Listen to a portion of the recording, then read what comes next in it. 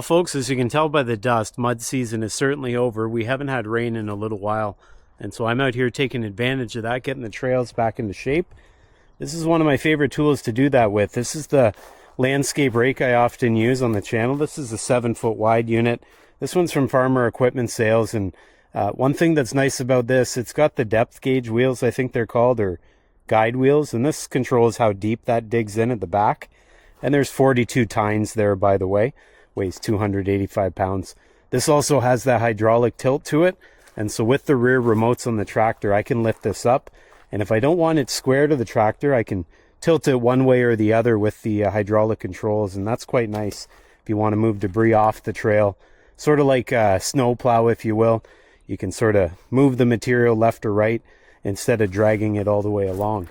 Now, we just came from down this direction, and oftentimes what I'll do, whether it's the start of the year or partway through when I get to it, but I'll come through and I'll get some of the high spots knocked down, the dirt that is, clear some of the loose debris away, including sticks and branches, and then pretty much just pave the way for the rest of the year.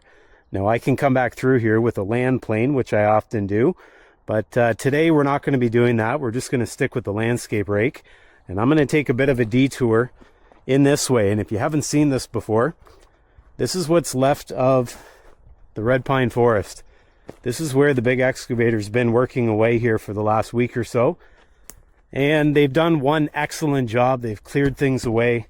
In fact, it's very well graded already, but I'm going to come through nonetheless, and I'm just going to pick out some of the leftover debris, the odd pieces here, and what that will allow me to do is to get in here, get through with not only my tractor but also my golf cart. As you know, I like to drive.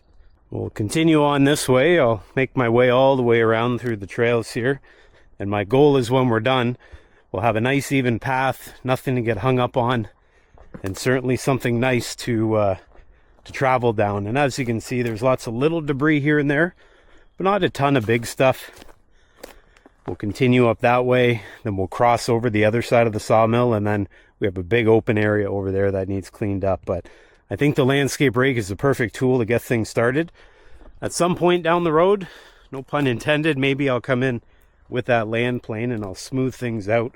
But I think the landscape rake will probably do a good job of it as it is. The soil here is mostly sandy, and so I'm thinking once you knock it down, it should pretty much stay put, at least for a good road through here. Anyways, let's get back to it. Here we go.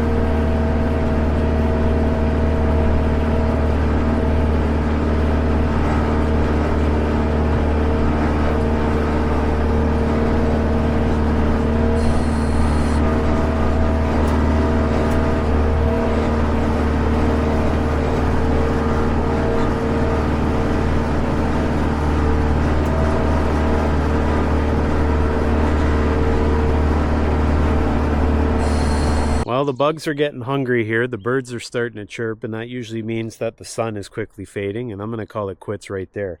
We've been out here for, I don't know, 2 hours or so, driving around the various trails, making them nice and clear of debris, big debris that is, getting some of the holes filled in, some of the tops knocked off. And we certainly have made for a nice smooth road. And in terms of this application, I don't think we need to get too much smoother. One of the downsides right now, however, as I mentioned, is it is incredibly dry out here. You probably saw the dust kicking up.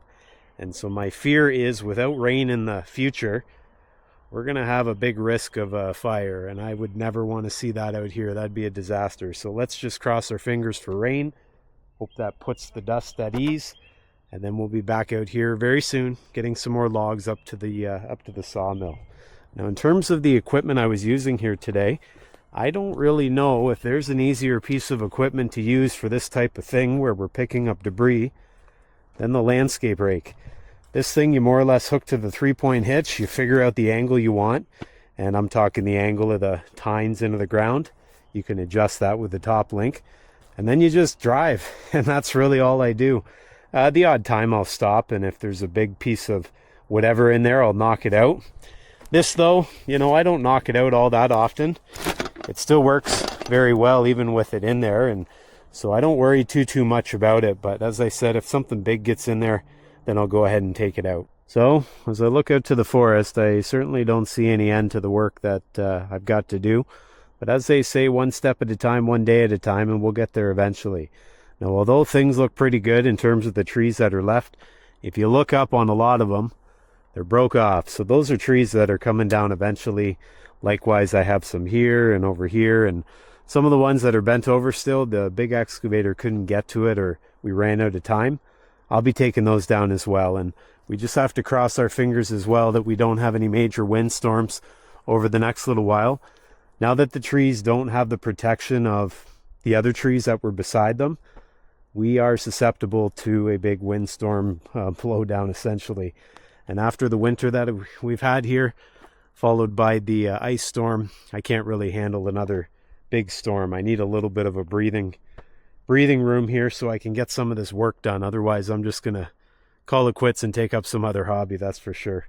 Anyways, that's going to do it for me here today. I appreciate you all watching. As always, if you did like this video, don't forget to give it the old like-a-roo. Make sure you subscribe, and I'll see you next time.